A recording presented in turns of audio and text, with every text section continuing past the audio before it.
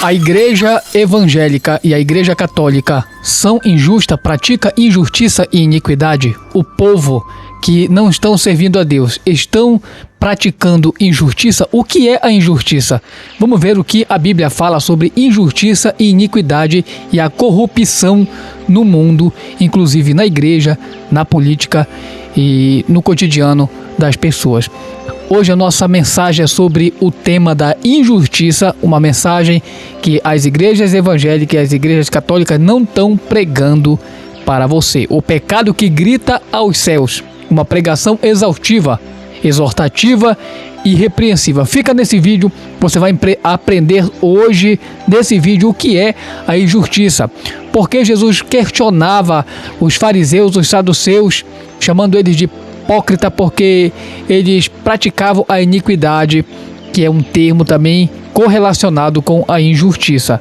A introdução é a seguinte: o grito do sangue e o silêncio do justo.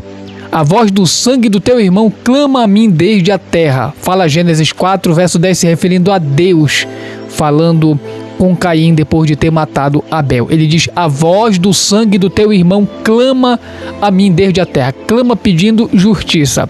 É sobre essa justiça que queremos falar hoje. E Deus tem uma palavra poderosa para falar com você. Não saia desse vídeo não. Meu irmão, minha irmã, a palavra de Deus, ela nos apresenta uma verdade inquietante. A injustiça, ela não passa desapercebida aos olhos do Senhor e nunca passará. Desde os primórdios, olha só, desde os primórdios, quando o sangue de Abel gritava da terra até os dias de hoje, Deus tem ouvido o clamor dos primogênitos e dos oprimidos.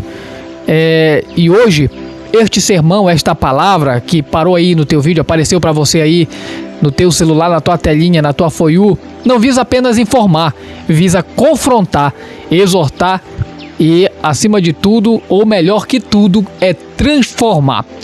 Como já vimos nas Escrituras, toda injustiça é pecado. Onde está isso? Lá em 1 João, capítulo 5, verso 17.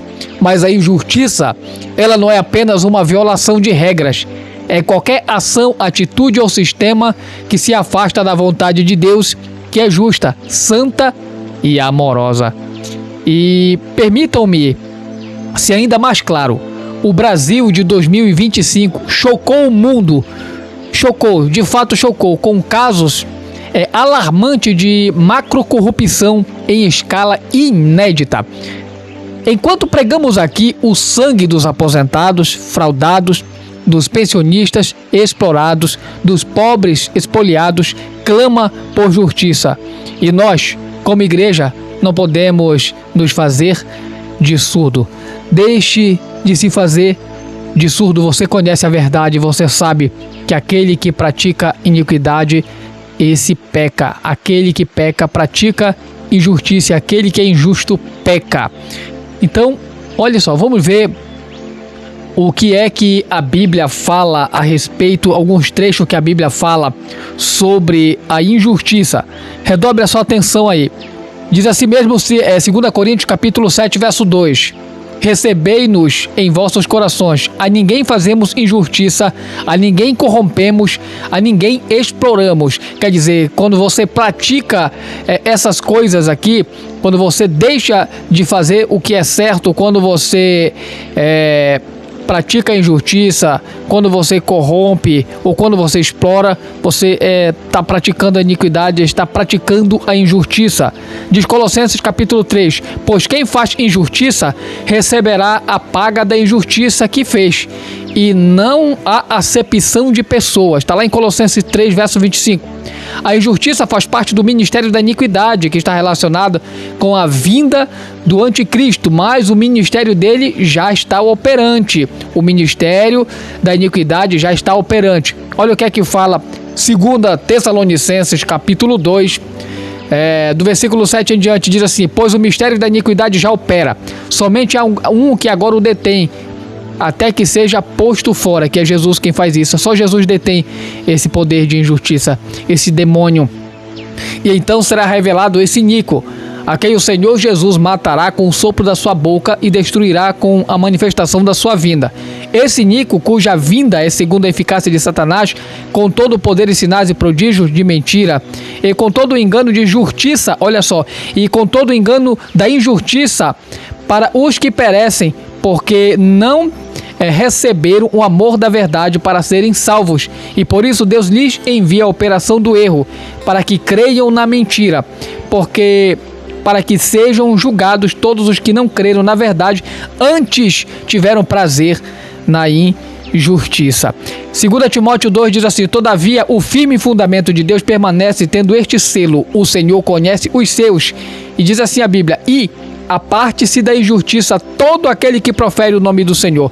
Todo verdadeiro cristão, o dever dele, o compromisso dele é apartar-se da injustiça. Tudo que é injustiça é o dever dele se apartar, é o dever dele sair fora, é sair correndo, é virar a costa e não se relacionar com nada que esteja relacionado à injustiça. A gente sabe que corrupção no mundo, inclusive até no meio da igreja, se existe no meio até da igreja, do povo de Deus, imagina como não está no mundo a corrupção. Até mesmo desvio de verbas públicas estão sendo também relacionado com injustiça. A gente vai ver tudo isso mais para frente. Olha só, 1 João 1 diz o seguinte, que só Jesus perdoa a injustiça do pecado. Quer dizer, Paulo, que tem ainda jeito, tem uma solução enquanto você se arrepende de verdade e abandona a injustiça, a corrupção, abandona a iniquidade. Jesus tem o poder de te perdoar. Está escrito assim, em 1 João 1, verso 9 e 10. Se confessarmos os nossos pecados, Ele é fiel e justo, para nos perdoar os pecados e nos purificar de toda injustiça. Glória a Deus. Se dissermos que não temos cometido pecado, fazemo-lo mentiroso e a sua palavra não está em nós. Se dissermos que nunca fomos injustos, estamos mentindo, porque quem peca é injusto, quem é injusto peca. Mas um dia fomos lavados, fomos purificados, fomos transformados, e o nosso dever é viver justamente. Olha o que é que diz Apocalipse 22, verso 11. O tempo se esgotou no mundo espiritual para os homens na terra. Quer dizer que no mundo espiritual não existe mais esse negócio de blá blá blá, não esse negócio de dar tempo. O tempo encerrou e é o momento da humanidade se arrepender. Não existe meio termo. É momento de você largar o teu pecado. Você que trabalha com iniquidade, é injusto, com desvio de verba pública, você que trabalha com corrupção, você que está envolvido na corrupção, seja ela religiosa, seja ela social, seja ela sentimental, financeira, seja lá a corrupção que você esteja envolvido, ela é pecado. E Jesus te desafia a abandonar essa injustiça. Para você entender o que é injustiça, a gente vai ver tudo sobre injustiça, tanto na área religiosa quanto na área social, na vida pessoal, no cotidiano. Você vai entender a partir desse vídeo o que realmente é a injustiça. Então vamos ver a partir de agora. Primeiro ponto, a natureza profunda da injustiça. Qual é a natureza profunda da injustiça? Uma análise bíblica exaustiva. A injustiça como pecado estrutural e social, para você entender. No Antigo Testamento, os profetas não apenas condenavam pecados individuais, eles denunciavam sistemas inteiros de opressão. O profeta Amós, no século que ele viveu, ele levantou sua voz contra a elite de Israel. Ele disse a si mesmo, lá em Amós 6, verso 6, ai de vós que bebem vinho em taças e se perfumam com o mais fino unguento, mas não se preocupam com a ruína de Jessé. Fala Amós no capítulo 6, verso 6. Amós denunciava a desproporção injusta entre ricos exploradores e pobres arruinados. O luxo de poucos ao lado da indigência de muitos. Ele não estava pregando contra a riqueza, mas contra o mau uso dela e sua acumulação nas mãos de pouco, enquanto o povo de Deus sofria. E é o que acontece nos dias de hoje. A gente sabe que muitos empresários do meio gospel, eu chamo empresário porque se ele abriu uma igreja com o intuito de ficar rico, ele é um empresário, sabe, do mundo gospel. E hoje em dia a gente sabe que, assim como o Amós estava denunciando, existe muitos que estão fazendo a mesma coisa. O dever do cristão é denunciar. fortalecer esses empresários do mundo gospel, da igreja gospel, da música gospel, sabe? É mais denunciar. Ore a Deus e denuncie. Porque esse é o nosso dever. Não devemos aceitar essa corrupção no meio da igreja. A injustiça bíblica, ela inclui, preste bem atenção, olha só. Nós temos que, quando estiver orando, pedir para Deus desmascarar esses safados do mundo, esses empresários gospel, esses pastores empresários gospel. Temos que pedir para Deus desmascarar. Você que está nessas igrejas, que está servindo a esses homens, abre os teus olhos. Você está praticando a injustiça juntamente com eles. A injustiça bíblica inclui forma de injustiça, referência bíblica, manifestação contemporânea. A gente vai ver aqui. Olha só, a injustiça bíblica inclui forma de injustiça, referência bíblica, manifestação contemporânea. Escute, explorar os pobres e vulneráveis. Está lá em Êxodo 22, versículo 22 e 24. Não afligirás o órfão nem a viúva. Fraudes do INSS que desviaram milhões de aposentados. Julgamentos corruptos e parciais, como está em Deuteronômio 16, verso 19. Diz assim: não perverterás o direito. Comércio de sentenças do STJ. Operação Cisanes. Negar direitos aos estrangeiros, como está lá em Levítico 19, verso 33 e 34, diz: amarás o estrangeiro, evasão de divisas e lavagem via fintech. Acumular riqueza injustamente, como está lá em Tiago capítulo 5, verso 1 e 6. Ricos, chorai pelas vossas misérias. O Banco Master é a maior fraude bancária da história. Falsas medidas e pesos, como está lá em Miqueias 6, verso 11. Diz assim mesmo a Bíblia: posso eu tolerar balança desonesta? Sonegação fiscal e impostos de combustível. O profeta Isaías clama: aprendei a fazer o bem, praticai o que é justo. Está lá em Isaías capítulo 1, do versículo 17. O profeta não está pedindo simples caridade, mas justiça transformadora, uma mudança estrutural na forma como tratamos uns aos outros. O insight de Gustavo Gutierrez, o pai da teologia da libertação, ensinou que a neutralidade em situações de opressão é uma escolha a favor do opressor. Gutierrez é comovido pelo sofrimento dos camponeses peruanos que trabalhavam em condições análogas à escravidão. Desenvolveu uma teologia onde a libertação política e social é inseparável da libertação espiritual. Para ele, a fé não pode ser confinada ao âmbito privado. Ela deve se manifestar publicamente, influenciando as políticas que afetam a vida dos pobres. A injustiça como a ausência do amor. Esse é um aspecto que a gente vai ver da injustiça. A injustiça como a ausência de amor. O coração da lei.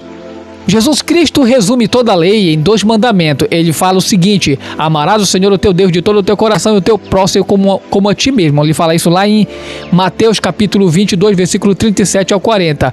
Portanto, agir com egoísmo, indiferença ou crueldade é por definição injustiça. O apóstolo Tiago é explícito em dizer, ele fala lá em Tiago 4, verso 17: aquele que sabe fazer o bem e não faz, comete pecado. Se você sabe que tem o dever de fazer o que é certo, o que é bom, não somente para você ou para tua família, mas para o próximo e até mesmo para o teu inimigo, se você não faz, você foi injusto, você pecou. Todo aquele que peca é injusto, todo aquele que é injusto peca. Está lá em Tiago 4, verso 17. A parábola do rico e do Lázaro, em Lucas 16, verso 19 e 31, ilustra perfeitamente esta verdade.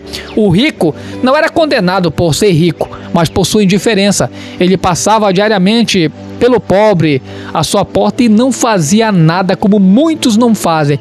Tanto os religiosos, quanto os políticos, quanto os ricos, pessoas que têm condição, não querem fazer nada, porque para essas pessoas não tem retorno. Só que o mundo de Deus é diferente. A Bíblia fala que quem dá ao pobre empresta para Deus. Jesus ensina que quem se preocupa apenas em gozar a vida, permanecendo indiferente ao sofrimento dos irmãos, falha completamente no sentido da existência. O cristianismo primitivo, nos séculos I e III, expandiu radicalmente este conceito. Primeiro, a partilha de bens era uma prática comum. Está lá em Atos capítulo 2, versículo 44 e 45. O cuidado com os pobres era considerado obrigação moral, não mera caridade. Terceiro, a ganância era vista como forma de injustiça estrutural. E a gente sabe que nos dias de hoje, no meio, eu falo do povo de Deus, no meio da sociedade que está envolvida com a política, que está envolvida, sabe, com essa mentalidade de acumulação de posses, tô nem aí para ninguém. O insight de Leonardo Boff, o teólogo brasileiro, afirmou que a necessidade da presença da igreja no âmbito político provém do mais íntimo da fé cristã. Boff defende que os cristãos têm a responsabilidade de se envolver politicamente, não apenas para influenciar políticas públicas, mas para transformar as estruturas sociais que geram injustiça e sofrimento. Infelizmente, o miolo, sabe, a espinha dorsal da política, que era para ser lutar em benefício da justiça, hoje está corrompida. A injustiça interior, outro aspecto da injustiça, a injustiça interior, o coração corrompido. E aqui está relacionado ao pessoal, aquele íntimo da pessoa. Jesus, ele aprofundou o conceito de injustiça além das ações externas. No Sermão do Monte, ele ensina: vós ouvistes que foi dito aos antigos, não matarás. Eu, porém, vos digo que qualquer que se irá contra seu irmão será réu de juízo. Está lá em Mateus 5, verso 21 e 22. Essa injustiça, ela começa dentro de nós. Não é só matar. O ódio já é condenável. Não é só adulterar. O desejo o desejo impuro também. O Senhor declara o seguinte: do coração procedem maus pensamentos, homicídios, adultério, prostituição, furtos, falsos testemunhos e blasfêmia. Ele fala isso lá em Mateus 15, verso 19. Aqui você percebe ramificações da injustiça do coração humano. Você achava que o iníquo e o injusto era somente os políticos? Talvez você se enquadre aqui.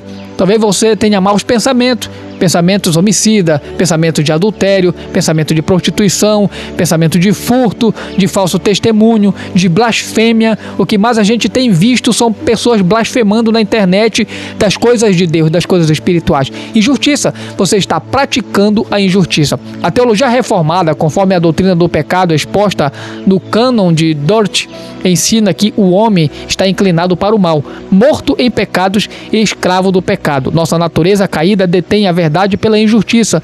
Isso está lá em Romanos, capítulo de número 1, do versículo 18. E eu quero ler para você o que fala essa passagem de Romanos, como ela é sucinta a respeito dessa questão. Olha só o que é que ela diz. Diz assim mesmo. Diz assim, olha só. Assim, quando eles abandonaram a Deus e nem mesmo o reconheceram, Deus os deixou fazer tudo quanto suas mentes malignas poderiam imaginar. Está lá em Romanos capítulo 1, do versículo 28 em diante. Suas vidas ficaram cheias de toda espécie de maldade e pecado, ganância e ódio, inveja e homicídio, brigas, mentira, malícia e mexerico. Falam mal dos outros com mentiras. Estão cheios de ódio contra Deus, insolentes, orgulhosos, pensando sempre em novas maneiras de pecar e são continuamente desobedientes aos seus pais. São insensatos, quebram suas promessas e tornam-se criaturas sem amor pela família, sem nenhuma compaixão. São perfeitamente sabedores de que são dignos de morte todos os que praticam tais coisas. Contudo, continuam a si mesmo. Olha só, eles continuam a si mesmo e as praticam de todas as maneiras, encorajando outros a agir do mesmo modo. Aqui está um retrato, Paulo escrevendo aos Romanos, inspirado por Deus, um retrato da realidade cruel da humanidade que está corrompida. O insight de Dietrich Bonhoeffer, o teólogo alemão, é martirizado por resistir ao nazismo, desenvolveu uma teologia da resistência à injustiça estatal. Bonhoeffer ensinou que a igreja tem 3 responsabilidades diante da injustiça. Primeiro, questionar o Estado sobre a legitimidade de suas ações. Segundo, servir as vítimas da injustiça. E terceiro, quando necessário, agarra a roda para impedir que ela esmague os inocentes. Bonhoeffer não falava de teoria abstrata, ele morreu praticando o que pregava. Ele nos ensina que a injustiça exige resposta ativa, não apenas palavras vazias, como acontece no dia de hoje. Um outro aspecto da injustiça, vamos ver a injustiça contemporânea, espelho dos profetas. Agora, irmãos, meus amigos, meus seguidores, meus colegas, você, minha amiga que está assistindo, você que parou aí, permita-me trazer à luz exemplos concretos de injustiça que mancham nossa nação em 2025 para 2026, a qual nós estamos vivendo. Não faço para politizar, mas para profetizar, pois os profetas sempre denunciaram o pecado específico do seu tempo e nos dias atuais devemos fazer o mesmo. Não ser espectadores, não ser apenas movimentadores de tela passando vídeo, vendo tudo o que está acontecendo. A exploração dos vulneráveis, o escândalo do INSS é um aspecto vergonhoso do que tem acontecido no nosso Brasil. Em 2025, a operação Sem Desconto expôs o maior esquema de corrupção previdenciária da história brasileira, atingindo centenas de milhares de aposentados e pensionistas. Empresários corruptos desviaram recursos dos mais vulneráveis, aqueles que trabalhavam uma vida inteira. Mas o escândalo vai além. 4 igrejas evangélicas receberam pelo menos 1,5 milhão de empresários ligados a essas operações, sendo investigadas como possível mecanismo de lavagem de dinheiro. E duvide quem quiser. A Adoração Church, no Pará, recebeu 366 mil de investigada. O pastor Heber Trigueiro afirmou tratar-se de dízimo. A Assembleia de Deus Ministério Renovo do Maranhão recebeu 511 mil de uma empresa que movimentou 116 milhões em descontos previdenciários ilícitos. No Ministério Deus é Fiel Church São Paulo, a Igreja Evangélica Campo de Anatote em Barueri também são citadas em movimentações suspeitas. Você percebe que a injustiça e a iniquidade não está só no mundo, não está só na corrupção individual. A iniquidade já opera no mundo e ela está também ramificada até mesmo no meio do povo crente, seja eles católico, evangélico, seja o que for. A corrupção, a injustiça está envolvendo e muitos vão perder a sua salvação, já estão perdendo, porque no inferno existe lugares específicos para esse tipo de pessoa que pratica a iniquidade, que é injusto.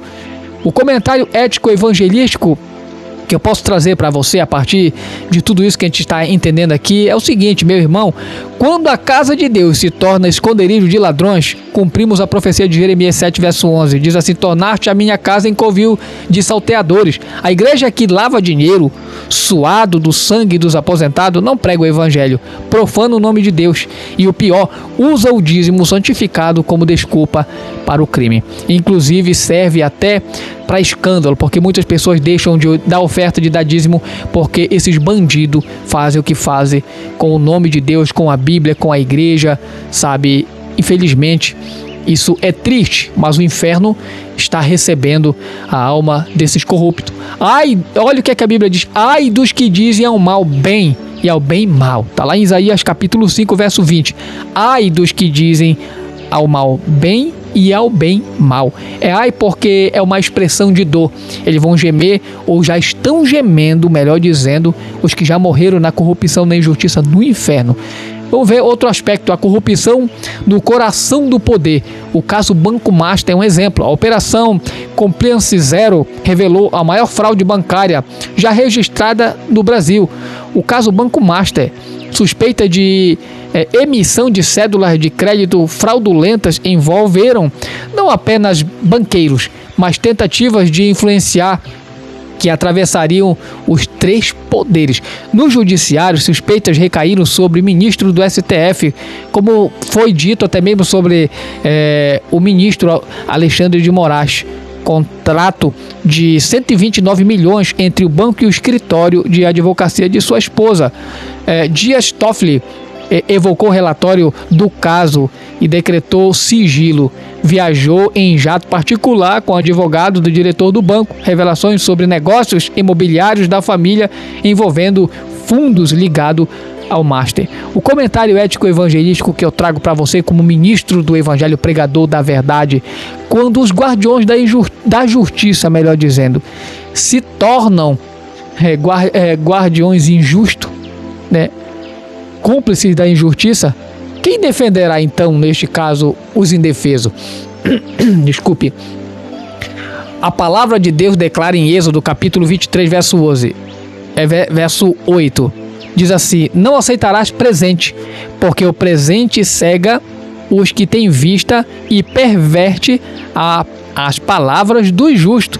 O suborno não precisa ser explícito, basta o conforto, a proximidade, o favor entre amigos poderosos. Os juízes se prostituíram e os sacerdotes se contaminaram com o sangue. Isso está escrito lá em Oséias capítulo 6, verso 9. Forte essa palavra, né? O outro aspecto da injustiça é a infiltração do crime organizado. A Operação Carbono Oculto,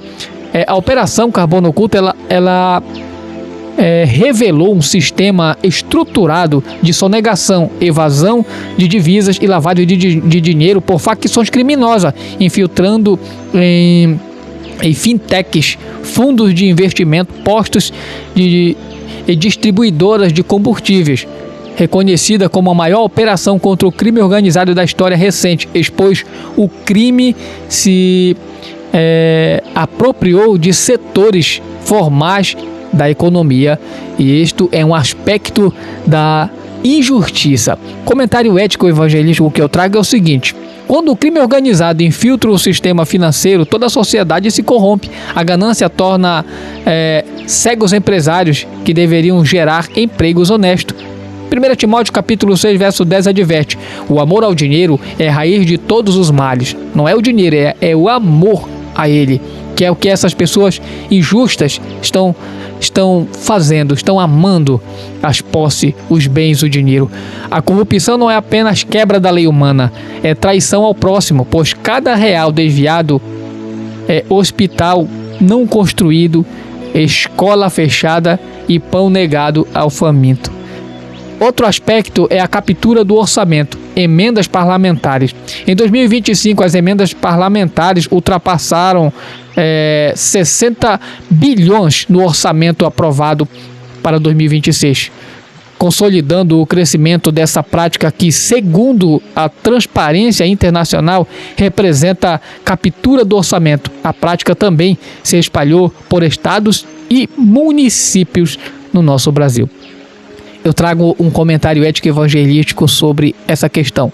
Quando o dinheiro público se torna moeda de troca para a fidelidade política, o povo é roubado 2 vezes. Primeiro na arrecadação, depois na aplicação. Isaías 10, versículo 1 e 2 denuncia: ai dos que decretam leis injustas para privarem da justiça os necessitados. A emenda parlamentar tornou-se eufemismo para a compra de consciência. E nós, eleitores, somos cúmplices quando votamos nesses mercadores do templo. Outro aspecto é a repressão profética. Onde você está colaborando com a injustiça? Redobre a sua atenção. Agora eu venho com palavras de repreensão, não por ódio, mas por amor às suas almas. Como Natã confrontou Davi lá em 2 Samuel, capítulo 12. Eu digo: tu és homem. Você que finge não ver a injustiça da inferência. Acontece muito, né? Você que passa indiferente diante da necessidade do irmão, que fecha os olhos para a exploração, que prioriza seu conforto quando outros sofrem. Sua indiferença é injusta. Tiago 4, verso 17 declara: aquele que sabe quer fazer o bem e não faz, comete pecado. O cristianismo primitivo ensinava que negligenciar o necessitado era moralmente equivalente a roubá-lo. João Crisóstomo pregava que os bens que você tem,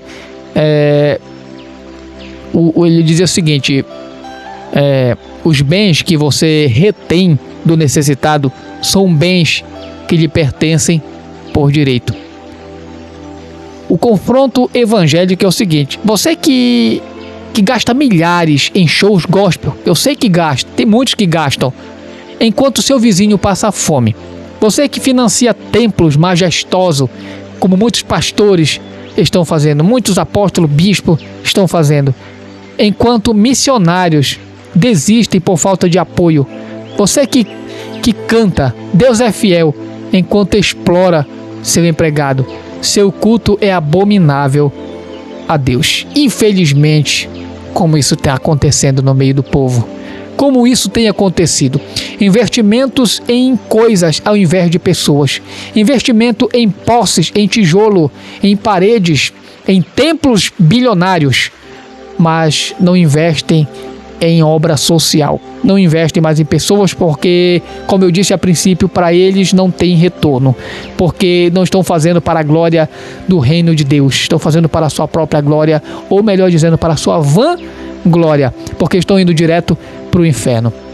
A Bíblia fala em Isaías 1, versículo 16 e 17. Deixai de praticar o mal, aprendei a fazer o bem, buscai a justiça.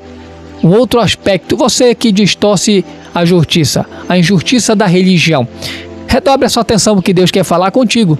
Você que usa a religião para justificar o preconceito, que distorce a escritura para manter privilégios, que silencia os profetas contemporâneos. Você que repete o erro dos fariseus. Jesus os chamou de sepulcros caiados. Está lá em Mateus 23, verso 27. Belos por fora, podres por dentro. Porque por dentro só existe a ganância. Você que presta glória a Deus por prosperidade, enquanto ignora que a sua riqueza vem da exploração. Você que usa Romanos 13 para exigir obediência cega a governos corruptos, mas esquece que os mesmos apóstolos desobedeceram quando ordenados a calar-se. Lá em Atos, capítulo 5, verso 29, quando a autoridade está corrompida, o justo não se cala. Arabachore canta alabaia. Louvado seja Deus. Você que condena o pecado dos outros enquanto lava dinheiro no templo. Há um abismo entre você e o reino de Deus. E olha aqui para mim. O nome desse abismo é inferno, para onde o diabo está te levando. Se você não abrir os teus olhos, se você não se arrepender enquanto há tempo,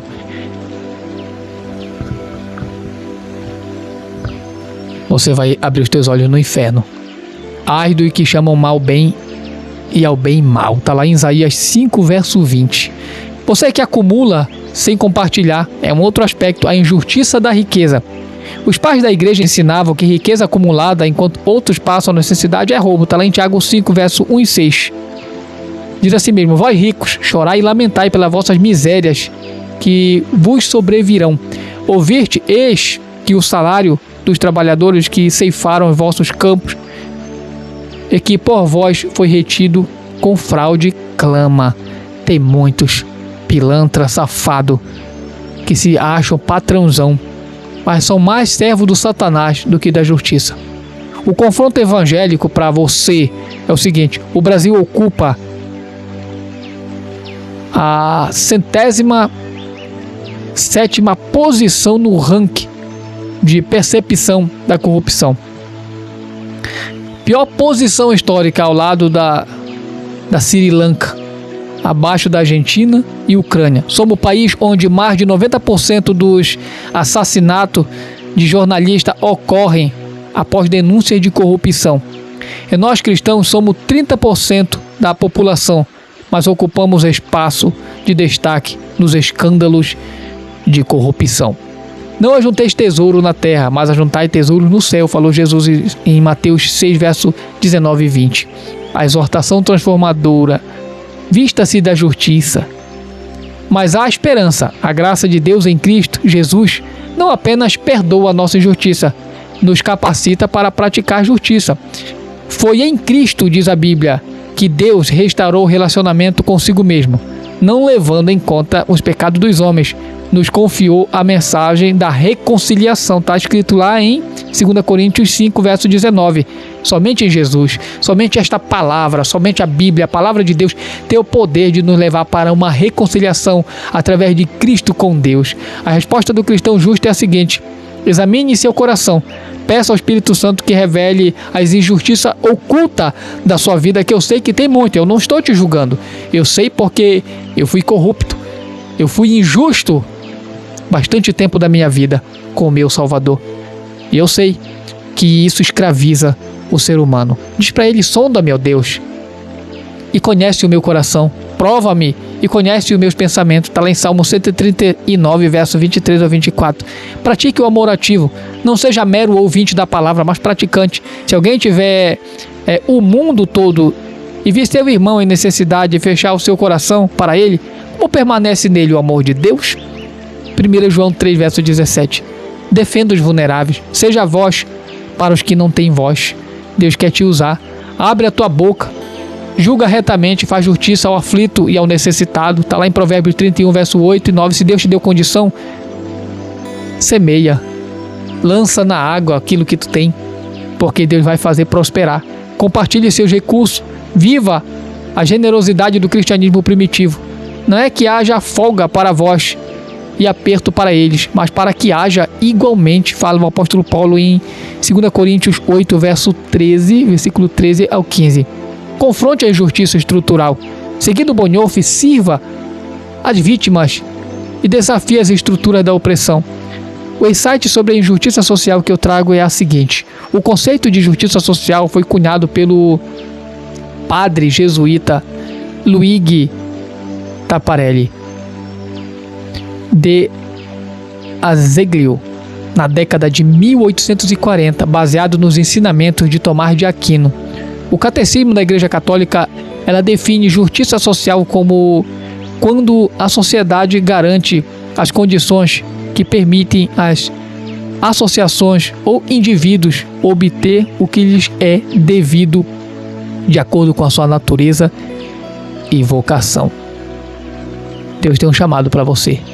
Irmãos, a injustiça é pecado que grita aos céus, mas Deus, em sua misericórdia, nos chama ao arrependimento e à transformação. A justiça de Deus não é apenas ausência de injustiça, é amor ativo, misericórdia praticada, verdade vivida em prática, que possamos dizer como o salmista: ensina-me, Senhor, o caminho da justiça. Está lá em Salmo 27, verso 11. E que nossa resposta seja como a de Miqueias, capítulo 6, verso 8, ele disse o seguinte: ele te declarou, ó homem, o que é bom? E o que é que o Senhor pede de ti? Senão que pratiques a justiça e ames a misericórdia, andes humildemente com o teu Deus? Oh, palavra linda! A Igreja de Cristo não pode ser cúmplice da injustiça. Infelizmente, muitas delas estão sendo, mas não é o caso de todos. Viu? Não podemos generalizar. Existe ainda pessoas que servem a Deus. Não podemos lavar dinheiro, fechar os olhos, distorcer a palavra. Somos chamados a ser sal da terra e luz do mundo, como está em Mateus 5, verso 13 ao 14. Se perdemos o sabor, a quem serviremos? Procurai primeiro o reino de Deus e a sua justiça, está em Mateus 6, verso 33. Que o Senhor nos conceda ouvidos para ouvir, corações para sentir e coragem para agir. Que a nossa justiça exceda dos fariseus. Que amemos não apenas em palavras, mas em obras e verdade. Amém? Que Deus te abençoe. Volta para Jesus. Faz uma análise da tua vida. Jesus quer te usar. Volta para a igreja. Não abandona a igreja precisa de ti. A igreja clama, ela precisa de ti. Ah, mas está toda errada, Paulo, ela precisa de ti. Paulo, mas eu já vi corrupção demais, ela precisa de ti. Abre a tua boca. Fala a verdade, pregue a verdade. Deus quer fazer algo através de você. Quem sabe você não seja um bálsamo para a ferida da igreja. Faça a diferença. Não recue. Não se isole. Não, Deus quer te usar. Seja uma bênção. Estenda a tua mão. Compartilhe o que tem. Deus vai prosperar a tua vida. Jesus te ama. E essa mensagem eu sei que falou com você. Então deixa Deus fazer uma grande obra. Que Deus te renove, te restaure e que Deus te levante novamente, faça de você uma bênção. Lembra, esta palavra não é por um acaso, foi Deus falando com você, então deixa Ele fazer a obra na tua vida. Jesus te ama, quero orar por você. Você, eu quero aceitar Jesus, eu quero voltar. Senhor, abençoa esta pessoa, escreve o nome dela no livro da vida, perdoa os pecados dela, renova a vida dela, fortalece ela, que ela vai ler a Bíblia, orar, ir para a igreja, consagrar a vida dela, se separar para ti deste mundão e que ela seja instrumento em tuas mãos para a glória do nome do Senhor. Amém. Se você fez essa oração crendo, a paz do Senhor, fique com Deus, compartilha, comenta, segue a gente aí, em nome de Jesus.